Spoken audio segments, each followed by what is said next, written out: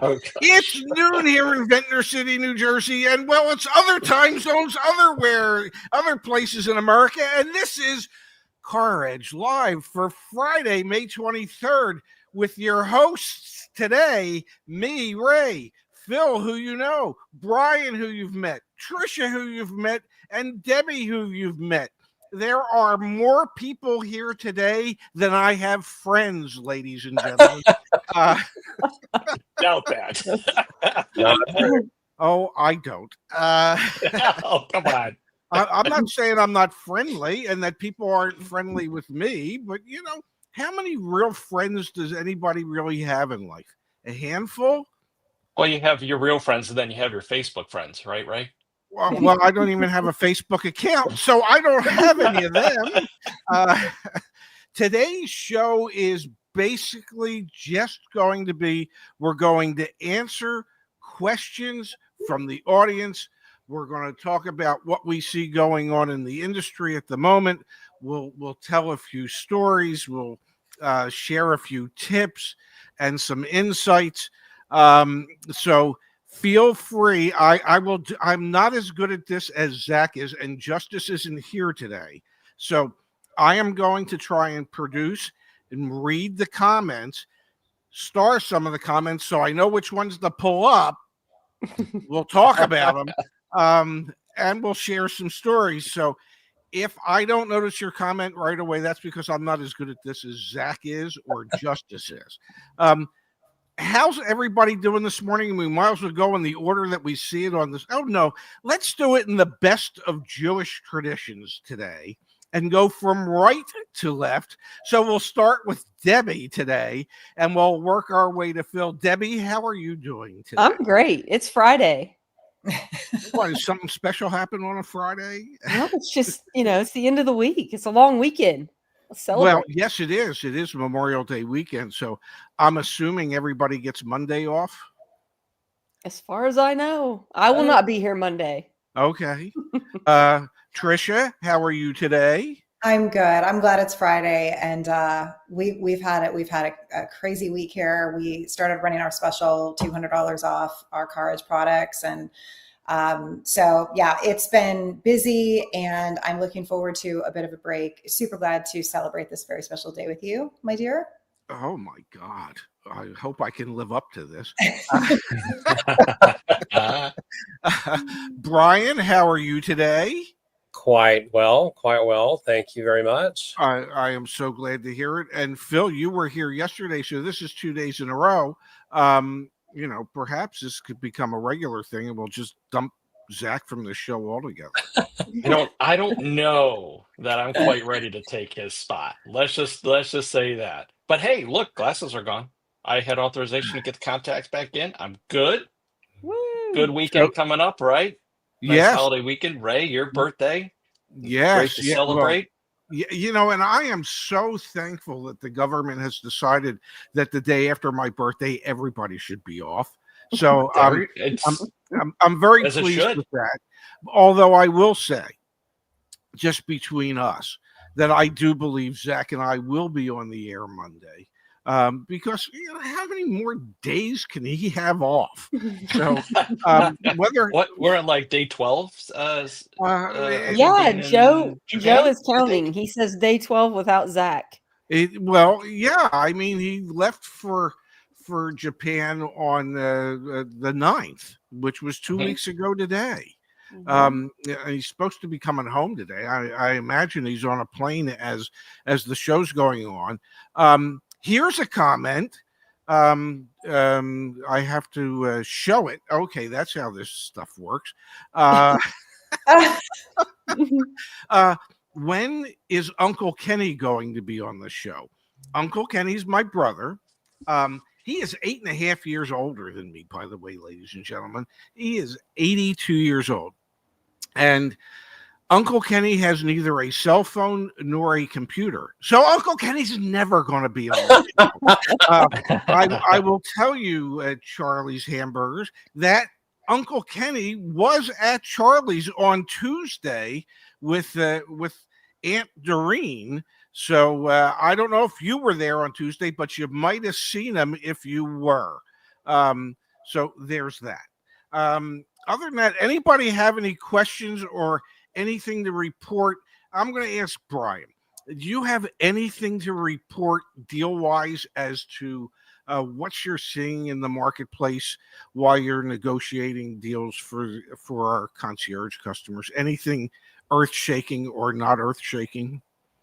It's kind of hearkening to what I discussed the last time I was on, and that's with the impending threat of tariffs and these manufacturers who are absorbing a lot of that cost upfront or preparing to absorb the cost upfront.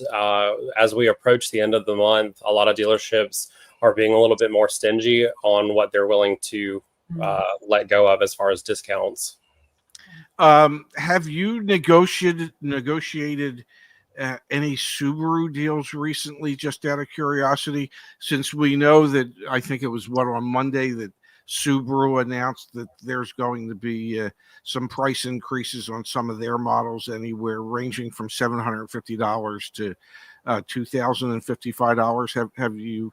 Have you noticed anything with any Subaru dealers? So the last Subaru deal I had was pre-owned, and they were pretty staunch on the price. But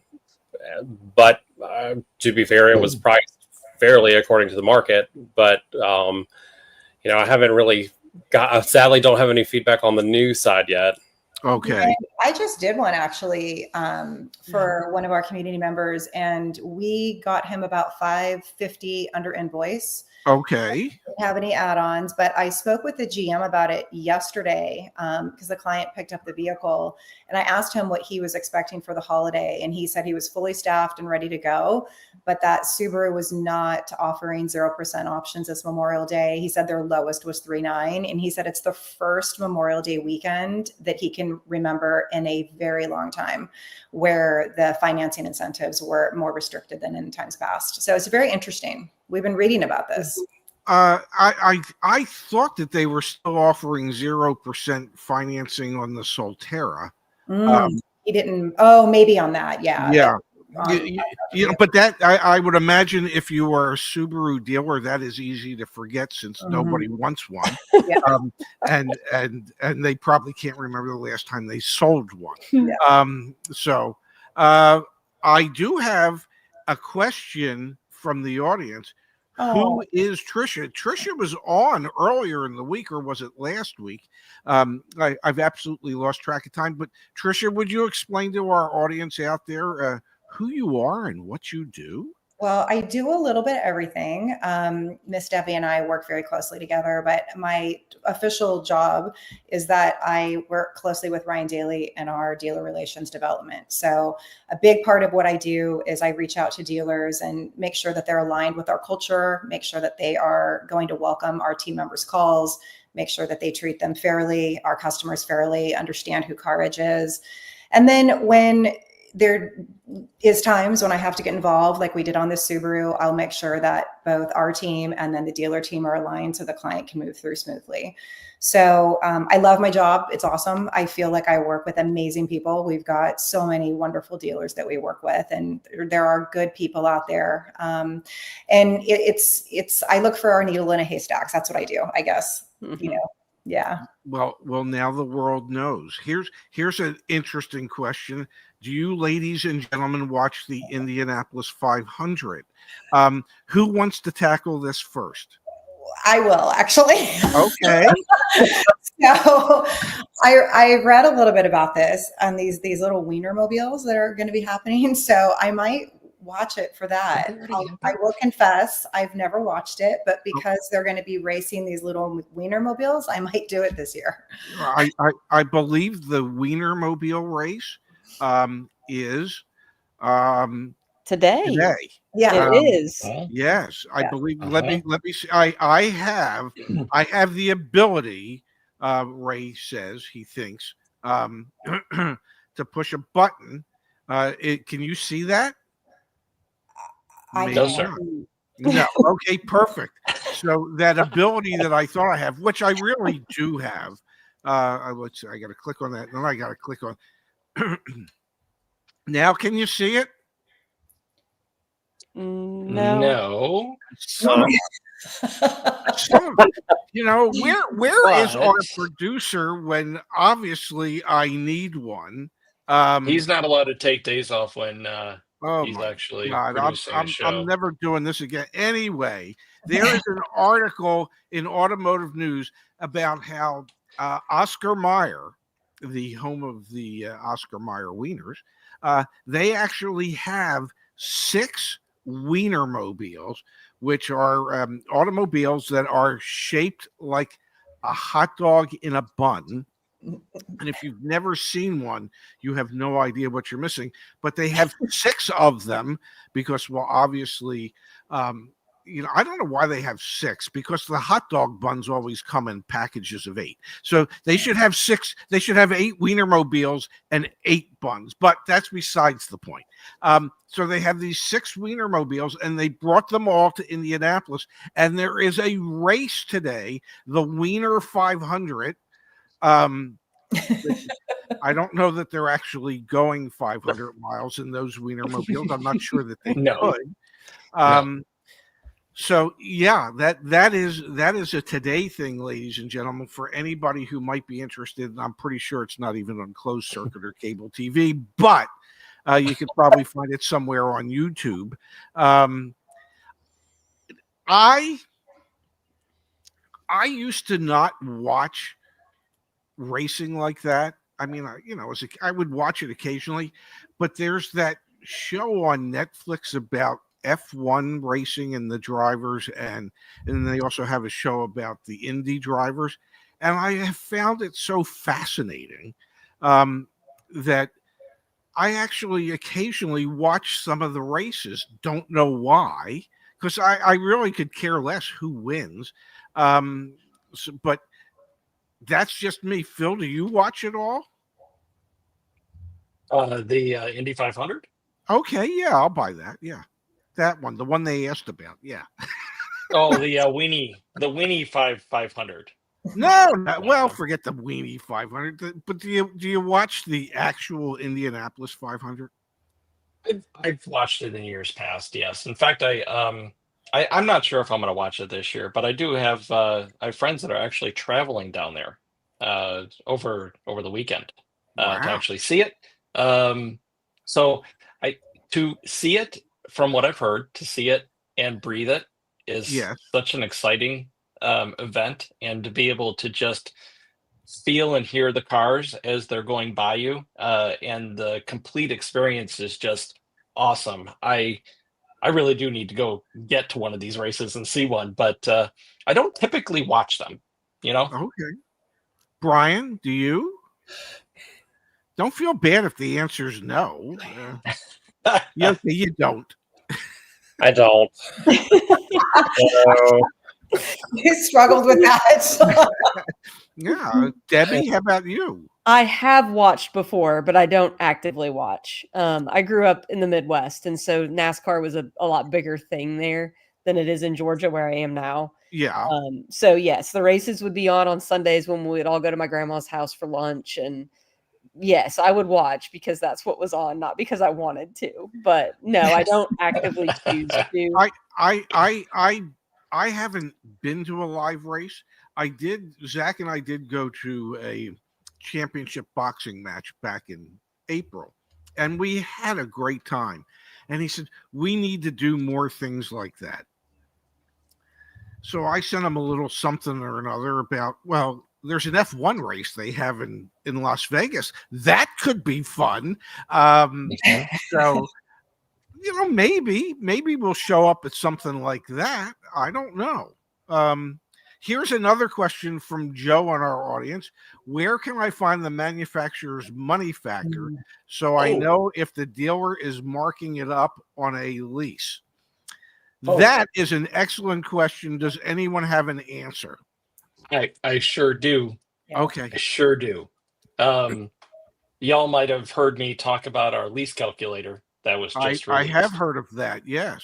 So going to CarEdge.com/lease or /car-lease.calculator will get you to our calculator. I'm gonna provide the link. I'll put it in the comments. But okay. you'll be able to put in the year, make, model of the vehicle that you're looking for and your zip code, and you'll be presented with what the money factor is, the buy rate, and you'll also be able to understand what the residual is and be able to put in all the factors to be able to calculate what your payment should be. Very cool. So they can get what the buy rate is from us. Correct. Now, as somebody that dealt at, I think it was Ford Motor Credit, if I remember correctly. That is correct. Yeah. Right. The dealership is not required by law or anything else to even disclose what the buy rate is if the customer were to ask. Is that correct? Yeah, there's no requirement. But it would be nice to be able to walk in and have that, so you can say, well, gee, what's the buy rate? Or you could say, what's the money factor you're charging me? And then say, ooh, well, that seems to be a tad bit higher than what the official buy rate is from the captive lender. So it is good information to have. I know when I was trying to lease my Mazda that I ended up with, I asked what the money factor was. And then I emailed her back that was just 50 basis points higher than the buy rate. And her response was, well, you knew I had to try. No, you didn't have to try. Ray, I've had a few tell me that too. Yes. Yes. Or just, we've got to make a few bucks. Yeah. I'm like, well, I get that, but let's get to a fair, fair markup, right? A fair starting point. Here's Exactly. another question from the audience. Can everyone say what their positions are at the company? I'll start. I am the face of the franchise and a spokesperson. I have no other real affiliation with the company other than I contributed to the birth of my son. Phil, would you tell everyone what your position is at the company? Oh gosh, so many. But as it is right now, I'm a project manager. Sounds interesting. Do we Product have manager. some good projects that you're working on? It's all the same. Yeah. Brian? I am a CarEdge concierge. I'm on the front lines, sourcing, negotiating, and coaching people into hopefully better financial decisions when it comes to automotive purchases. Tricia, I know you already told us. Deb? I am the concierge coordinator. So I work alongside all of our concierges and our negotiators to just kind of help manage the files, make sure that everybody's taken care of, and lots of other things too. Handle potential escalations and address concerns for everybody as well.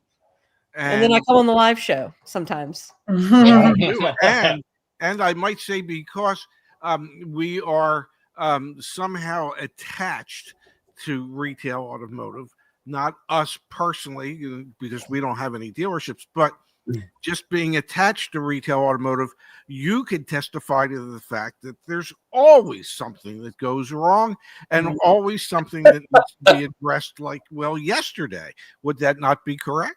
That is absolutely correct. 100%. Yes. It is. Isn't it amazing how in such a big industry that every day stuff falls through the cracks, things happen. It's like you can't even begin to, I spent 43 years doing it, and I could never guess when I woke up in the morning what crap I was going to have to handle that day.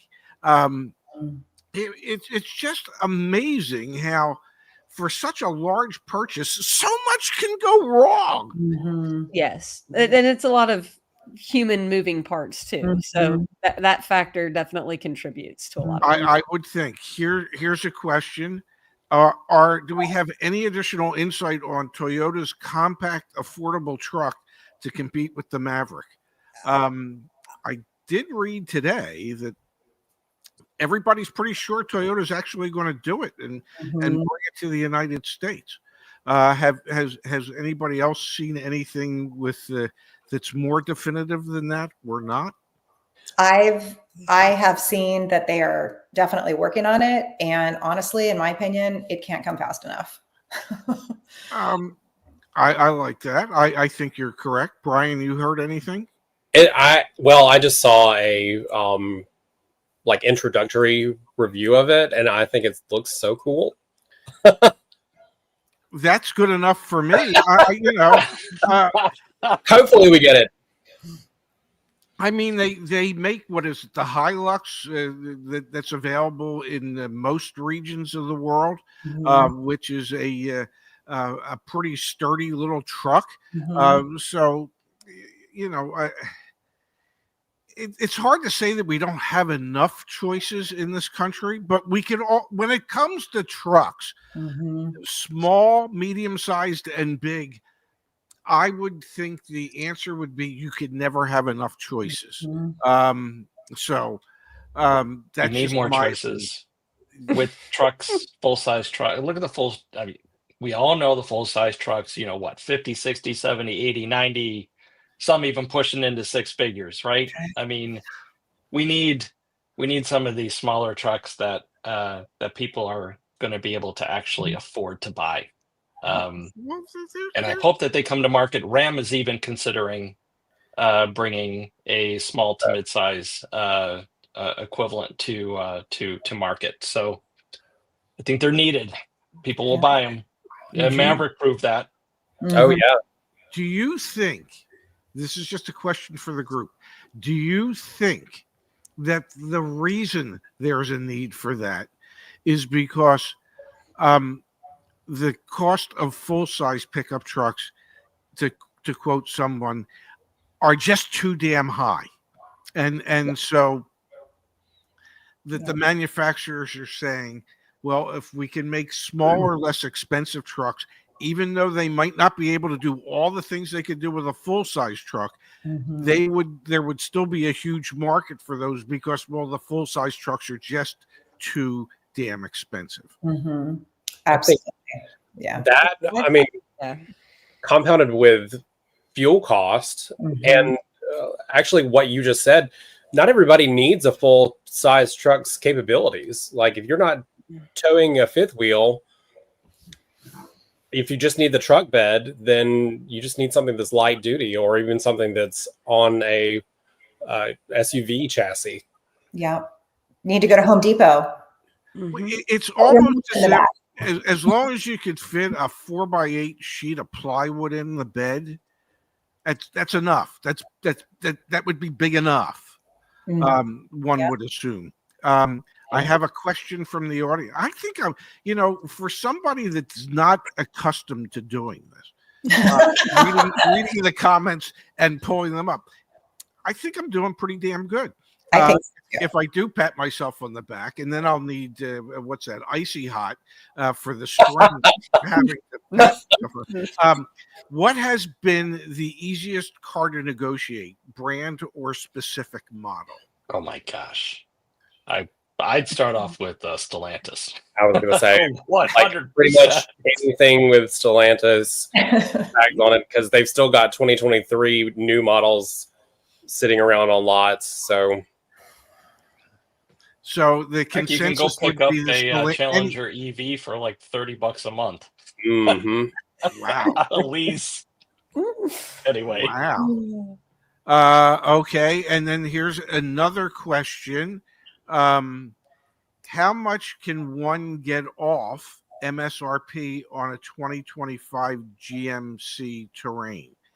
And before anybody answers this, I think I would preface it by saying it would probably depend on where you live, because pricing can be much more regionalized than people realize. Agreed. 100% agreed.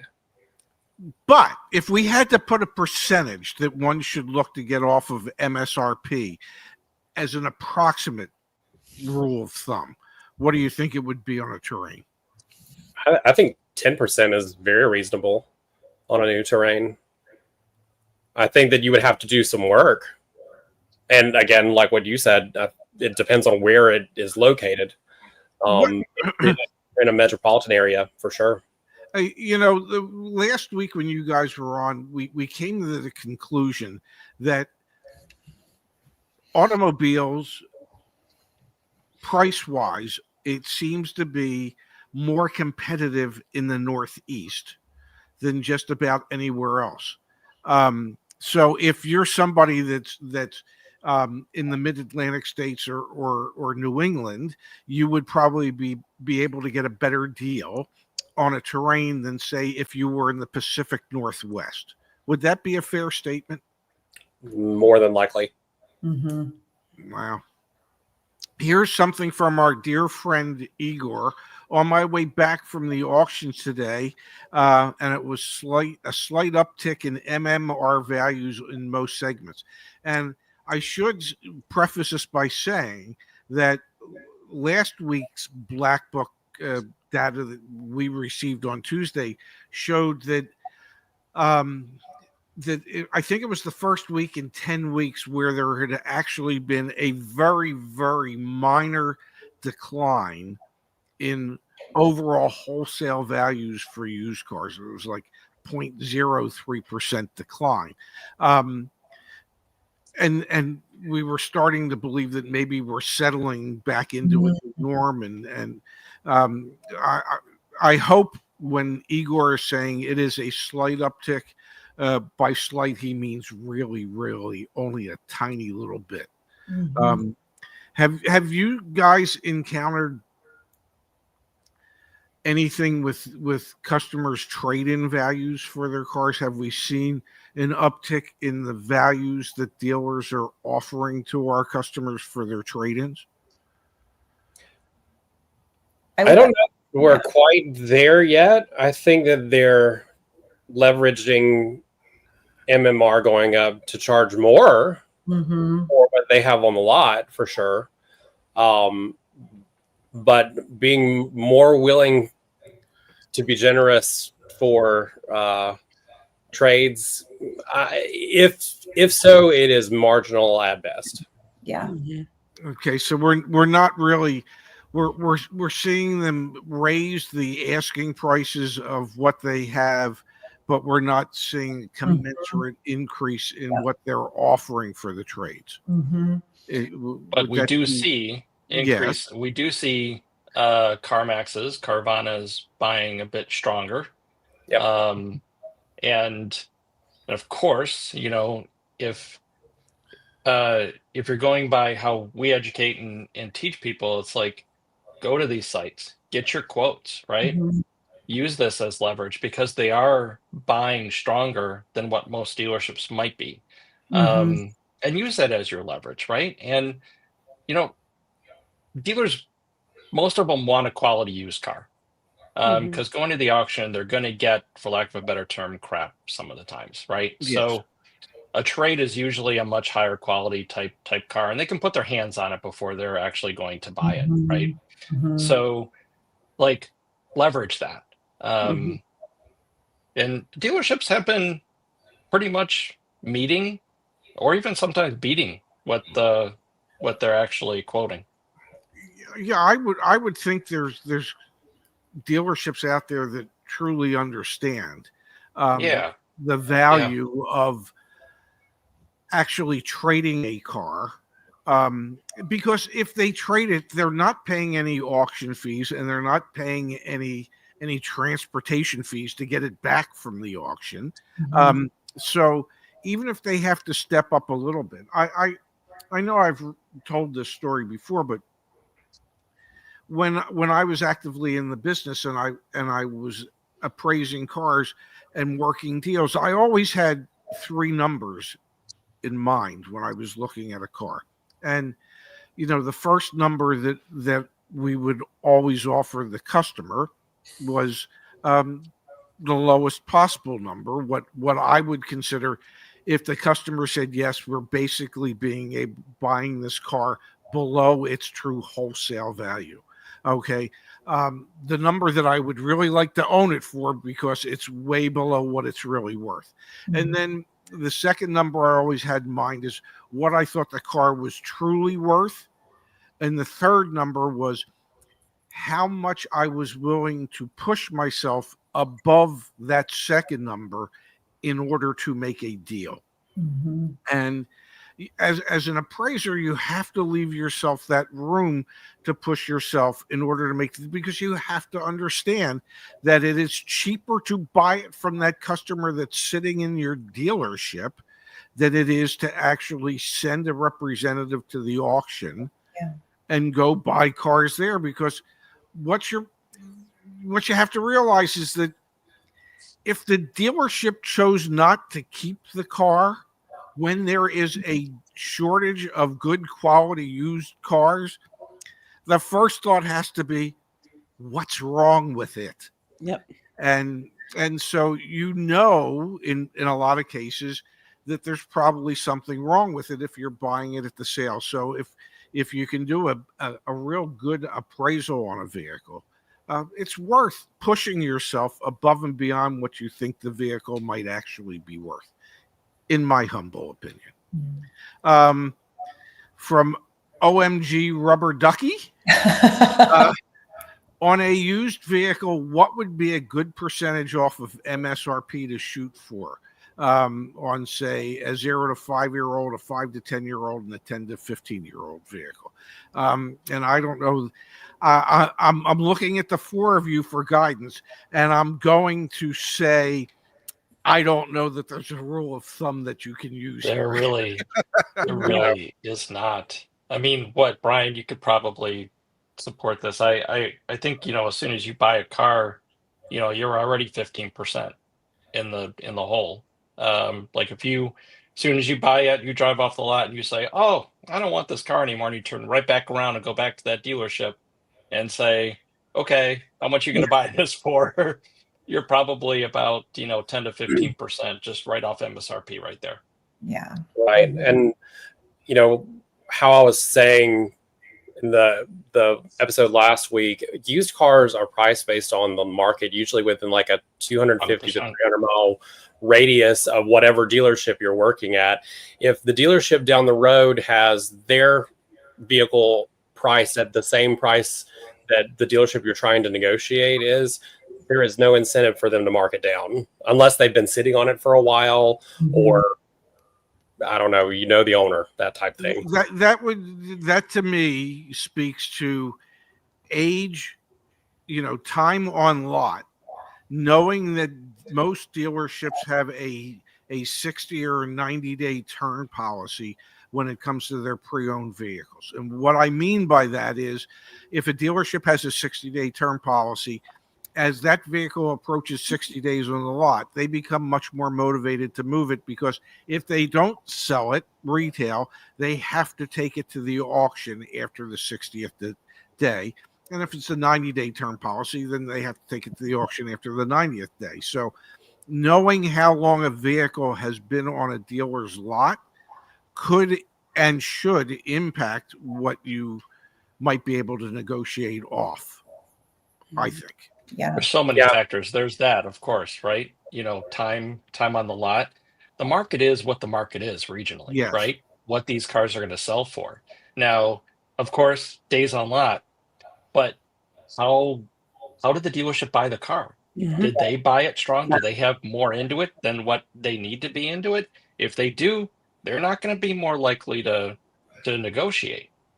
I hear what you're saying, Phil, and that is sheer folly on behalf of the dealer.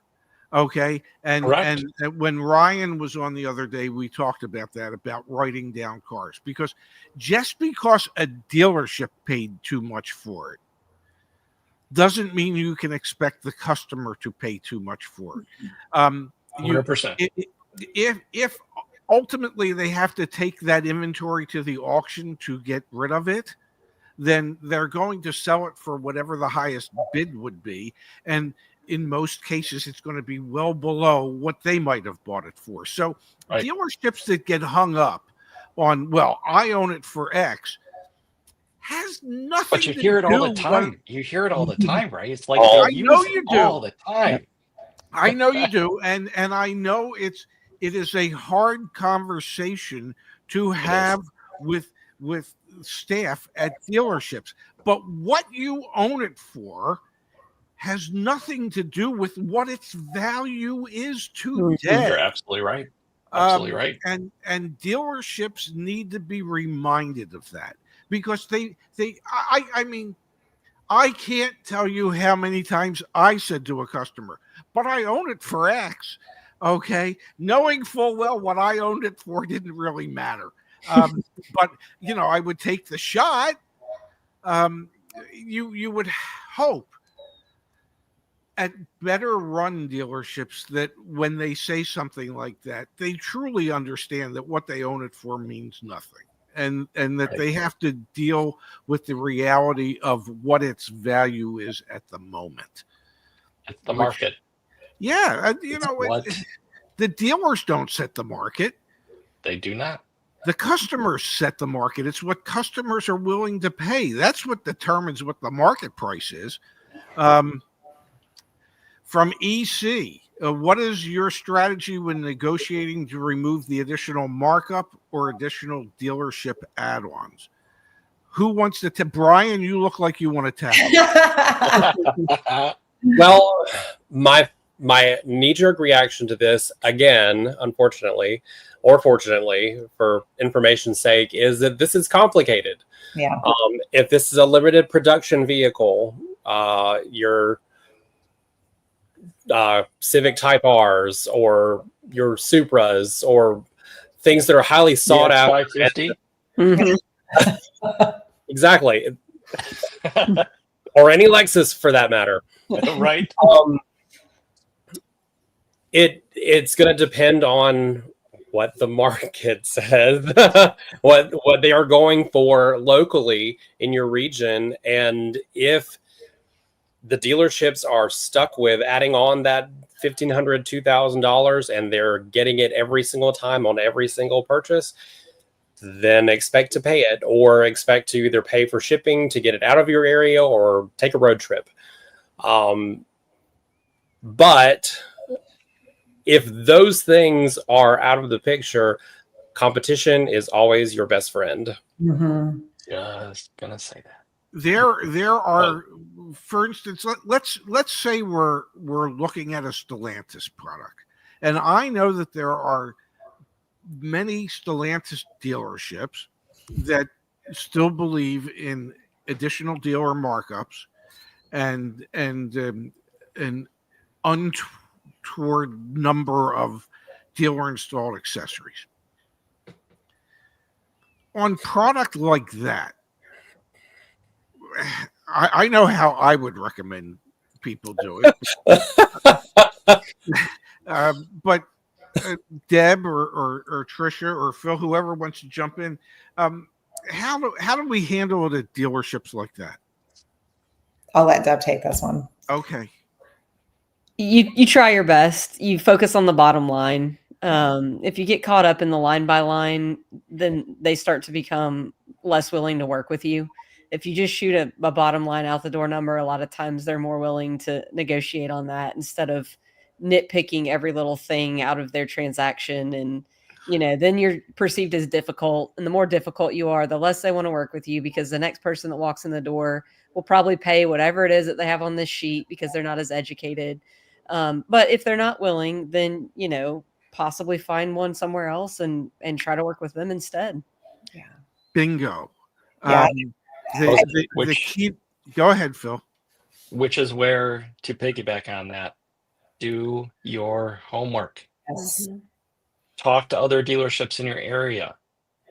Get quotes. Understand what the car is worth.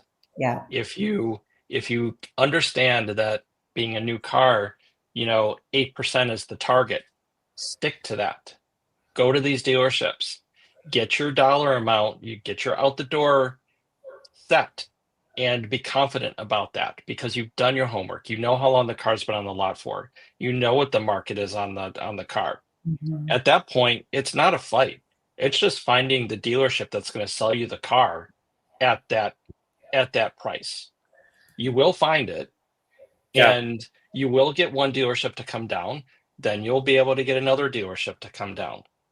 Confidence and being educated in the market and what the car is going for is your power.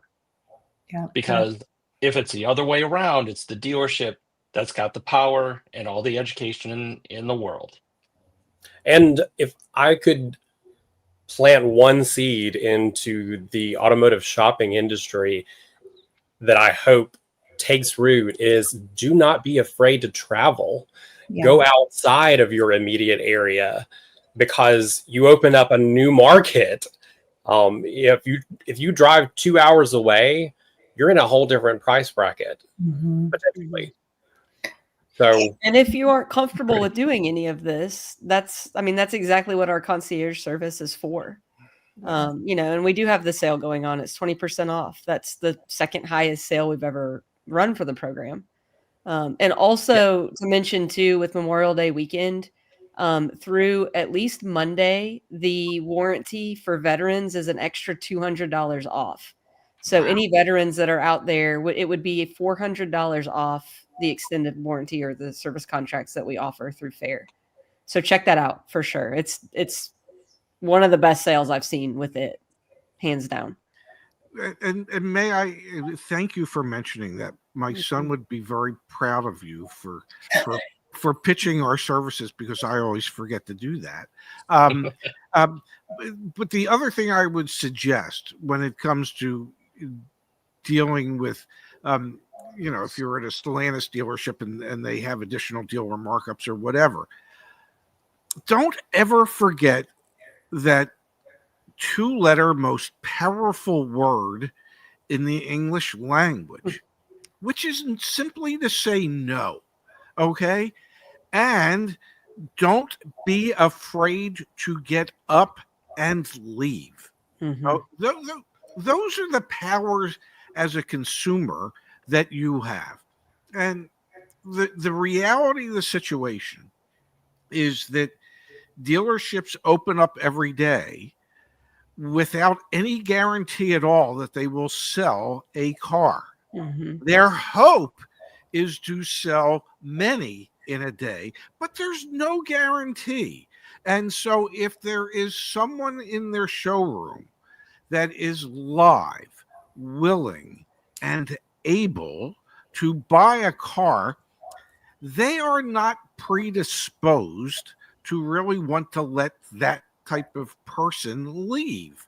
So don't ever be afraid to exercise that leverage that could be the device that brings about the outcome that you're looking for. Because as much as there's a fear of losing out for the customer, there's an equal fear of losing out for the dealership. Don't ever forget that. Yeah. In my humble opinion. The other thing that I would say to that, in seeing some of the orders that come through, is when a customer, and I think you've alluded to this a number of times, but if a customer is really set on a certain color, interior, exterior, I'll use myself as an example. I, for years, have been wanting a white BMW with that oyster tan interior. I just can't get one. I just can't do it, because every time I find one, then I'm like, all right, well, can I get a better price? And on a black interior, it's always a better price. And so I've had a black interior since 2019. I just can't seem to get the beige, because I won't overpay. I won't overpay for it. It's a beautiful car, whatever color you get. And so you kind of wrap your head around that and you save $2,000. And that's also really helpful too, when you're looking to buy a vehicle of any availability, is just having a color package that would be option 1 and option 2, and enjoying the savings if option 2 is your best deal. Yeah, I've often talked about how it's okay as a customer to settle. Yeah. And I asked customers to do that every day when I was at the dealership. And when it came my turn to get something, you've heard the story. I ended up with a British Racing Green with a white top, Clubman all 4. I hate that color with a passion. I drove it for 3 years. Okay. Why? Because that's what was available, and I had to settle. Yeah. And it didn't ruin my life at all by settling. Yeah. Okay. Yeah. It made me excited 3 years later to actually get the color I wanted. Yeah. Okay. And I ordered it, but that's beside, I mean, I lived for 3 years in a car that I hated the color combination on. Yeah. Didn't hate how it drove. I didn't hate how it handled. I just hated the color combination. I did my best not to look at it. That's funny. Well, kids, we've killed 45 minutes and 30 some seconds. So for a half-hour show, I think we've done pretty good. I want to thank you all for being here. I want to thank you all for helping out for the 2 weeks that Zach has been away. We couldn't have done any of this nonsense without all of you. Phil, Brian, Tricia, Debbie, thank you, thank you, thank you, thank you. Welcome. Of course. I do believe I'm going to force my son to work on Monday so that Zach and I will be here Monday at noon Eastern. And either we'll find out how stuff was in Japan, or we'll talk about the car business. One of the two come Monday. In the meantime, for all of you who have Monday off, enjoy your holiday. Never forget what that holiday is about. It is to honor those who made the ultimate sacrifice for our country. It is more than just hot dogs and hamburgers and car sales. It is a time to be reflective and thankful for the ultimate sacrifice that those folks made on our behalf. So everybody have a great weekend. See you back here on Monday. I'm going to hit the end of the screen button.